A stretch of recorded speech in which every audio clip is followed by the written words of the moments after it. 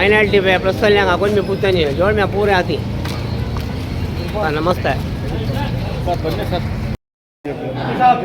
किरात शुरू हो रही है जी ले ले तुम्हें किरात शुरू हो रही है देख रहे हो नहीं हो पूरा या साहब साहब होना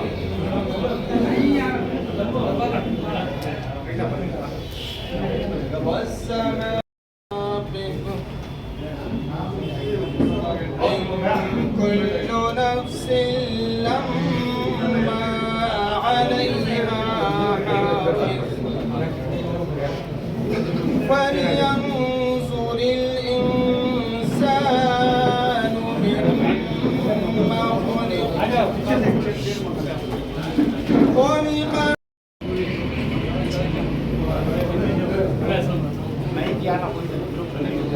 ayo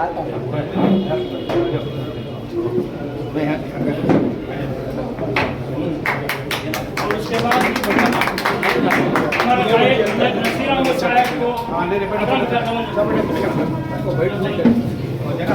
ऐसा फिर को डालो क्या करो भाई भाई साहब और उसके बाद हमारे अजीज एमएलए जनाब कत्तूर मंत्री साहब की खिदमत करके एक गुलाब पेपर पे एक और हमारे नौजवान एमएलसी लीडर अनिल कुमार साहब की खिदमत पे भी एक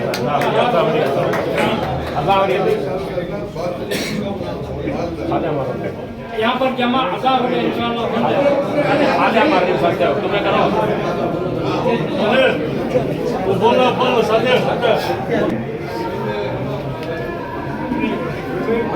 और एक और हमारे कांग्रेस लीडर परवीन बोरा जी की खिदमत में भी एक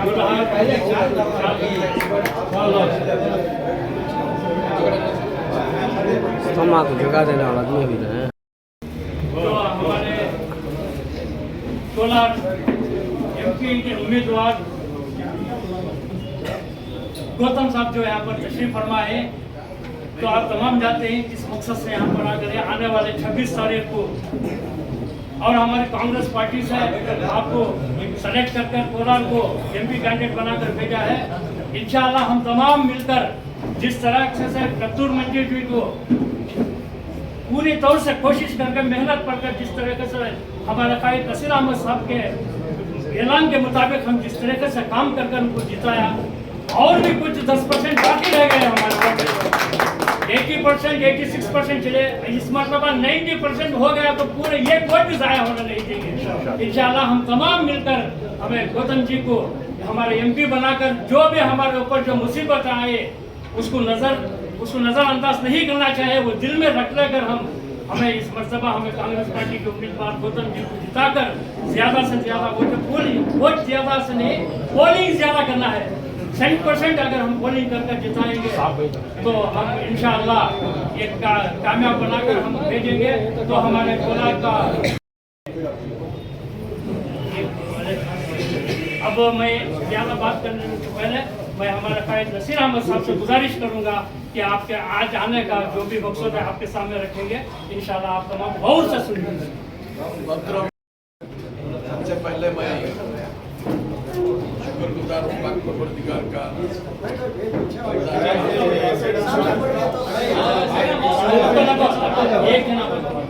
रमजान के महीने में इफ्तियार के बाद तरावी के बीच में थोड़ा वक्त देना है, वो वक्त आपके सामने हमारे कोलार हल्के के उम्मीदवार कांग्रेस उम्मीदवार को आपको बुलाने इंट्रोडक्शन करने के लिए आपसे आपके दुआओं को मांगने के लिए यहाँ पर सवेरे 10 बजे से हमारा प्रोग्राम शुरू हुआ। पूरे तकरीबन 35 वार्ड है कोलार के अंदर 35 वार्ड, अब सिर्फ 2 वार्ड बचे हैं, फूलशाह मोहल्ला नहीं वो 2 में हो गए तो टोटल 35 वार्ड कंप्लीट हो गए। तो ये पहला एक मरहला है, इसमें कैंडिडेट को इंट्रोडक्शन कर रहे हैं। आपको मालूम होना चाहिए कि गौतम का ताल्लुक बेंगलुरु से है, मगर उनके बहन यहाँ पर रहा करते थे, कोलार में रहा करते थे। इनके वालिद जो है विजय कुमार बोलकर हमारे बेंगलुरु के मेयर थे। मेयर मतलब आपको मालूम होगा फर्स्ट सिटी बेंगलुरु, मेयर कहते हैं। मेयर थे और SC/ST कॉर्पोरेशन के चेयरमैन भी थे। और उसके बाद इनकी शुरुआत NSY से हुई, कांग्रेस से हुई, मेन कांग्रेस से हुई। अभी ये बेंगलुरु सेंट्रल डिस्ट्रिक्ट जहाँ पर मंसूर अली खान उम्मीदवार है पार्लियामेंट इलेक्शन के, वो डिस्ट्रिक्ट के ये सदर है। बेंगलुरु सेंट्रल डिस्ट्रिक्ट के सदर है कांग्रेस पार्टी के। अब उनकी किस्मत में था तो दिल्ली में डिसीजन हुआ कि भाई एक नए उम्मीदवार को, एक नए सूरत को, एक नई पहचान को कोलार के अंदर उठाया जाए और पढ़ा लिखा एक आप पढ़े लिखे आदमी को खड़ाया जाए। तो इनका मतलब इंजीनियर है, भाई प्रोफेशन इंजीनियर है, सिविल इंजीनियर है, और इनकी बीवी डेंटिस्ट है। बहुत सालों से सर्विस करते आए हुए हैं, अभी भी वही जज्बा है। आप लोगों के सामने वो आए हैं और उसके बाद इंशाअल्लाह यहाँ पर बहुत जल्द इलेक्शन के बाद घर भी यहाँ पर बनाएंगे और यहाँ पर आप लोगों से मिलते रहेंगे, आप लोगों से दुआ मांगते रहेंगे और आप लोगों की सेवा करते रहेंगे। अब अभी इलेक्शन 26 तारीख को है। आज हम एक कश्मकश के हालत में, सारी हिंदुस्तान के अंदर अगर किसी को तकलीफ है तो वो सिर्फ हमारी कौम को तकलीफ है। हमारे साथ बहुत बड़ी नाइंसाफी हुई है, कहीं मस्जिद के नाम से, कभी दरगाह के नाम से, कभी खानका के नाम से, कभी मदरसे के नाम से, कभी हिजाब के नाम से, कभी ट्रिपल तलाक के नाम से, हर तरीके से जो भी तकलीफ दी जा सकती है। आप अभी हजरत आप हमारे सामने जो तिलावत कुरान पाक की थे वो रामपुर के रहने वाले हैं। रामपुर यूपी में एक ऐसा इलाका है जहाँ पर तकरीबन 50% से ज़्यादा मुसलमानों की आबादी है। वहाँ पर आजम खान का नाम आपने सुना होगा। आजम खान एक बहुत मोतबर लीडर है और एक मोहम्मद अली जौहर के नाम से यूनिवर्सिटी बनाई थी, वो यूनिवर्सिटी को भी अपने कब्जे में लिया। आज उनकी हालत तकरीबन 7 साल से जेल में रखा गया। कितने साल से? 7 साल से जेल में रखा गया।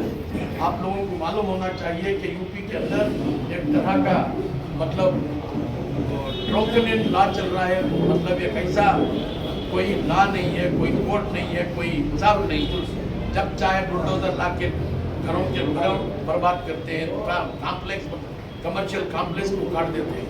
इस तरीके का मामला अल्लाह को कब तक, अल्लाह के पास देर है अंधेर नहीं है। मैं समझता हूँ कि वक्त आ गया है, बदलाव का रुख बदल रहा है, हवा का रुख बदल रहा है। हर हम लोगों को चाहिए कि भाई हमारी भी एक ताकत है, अल्लाह ताला ने हम लोगों को एक ताकत दी है। हिंदुस्तान के अंदर हमारा भी मतलब तकरीबन 20% पॉपुलेशन है। अगर हम सब एक होकर, एक मशवरा करके, एक नतीजे पर आएंगे तो हम हुकूमत बदल भी सकते हैं, हुकूमत ला भी सकते हैं। वो ताकत हमारे पास है। मगर मजबूरी ये है कि हम मसलक के नाम में बटे हुए हैं। हम दूसरे वजह से अपनी अना के वजह से हम बटे हुए हैं। अब वक्त आ चुका है, हम लोगों को एक होना चाहिए। बहुत जुल्म हमारे ऊपर ढाया गया है। अगर हम इससे बाहर निकलना है तो हम वो सब हमारे हाथ में। हमारा वजूद जो है हमारे वोटर का होना है। अगर वोट हमारे पास कोई और हथियार नहीं है, कोई और हथियार है क्या? हम तलवार लेके जाके जंग कर सकते हैं क्या? हमारा जो हथियार है आज हमारे सामने, हमारा वोटर लिस्ट के अंदर ID कार्ड है, वही वो हमारा हथियार है। उसी के जरिए से हम जंग नहीं जिहाद कर सकते हैं। हम अगर एक होकर एक तरफा अगर वोट करेंगे तो कोई भी ताकत हमको मतलब रुका नहीं सकती। हमारी इतनी ताकत है। कोलार के हल्के के अंदर भी तकरीबन 2,60,000 वोट हमारे।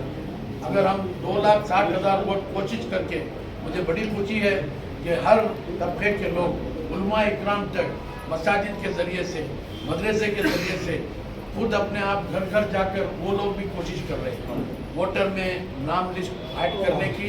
और आप लोगों को चाहिए कि आपके घर में जितने भी वोट है, 5 है तो 5 को भी वोट डलाने की कोशिश करनी चाहिए।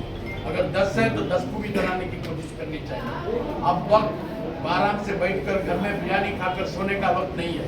अब वक्त है आगे की सोच के लिए, आगे की नस्ल के लिए, हम लोग हमारी ज़िंदगी के लिए, आगे चलकर नस्ल जो आएगी उसके लिए हम छोड़कर क्या जा रहे हैं, उनके लिए किस तरीक़ा का माहौल छोड़कर जा रहे हैं। हिंदुस्तान एक खुशगवार माहौल में जीने का एक गवारा है। ये गवारा आज नफरत से बदल गया है, नफरत में बदल गया है। लोगों के अंदर चुकू, लोगों के अंदर डाउट, लोगों के अंदर एक दूसरे को चुकू की नज़र से देखा जा रहा है। तो अगर इस गहवारे को फिर खुशगवार बनाना चाहे तो वो आपके हाथ में है। हम सब मिलकर एक होकर कोशिश करेंगे। एक दिन आप मतलब 5 साल में एक दिन आप लोगों को निकालना होगा। ये सिर्फ हमारा फर्ज नहीं है, ये सिर्फ हमारा दीनी फर्ज के साथ साथ मजहबी फर्ज भी है।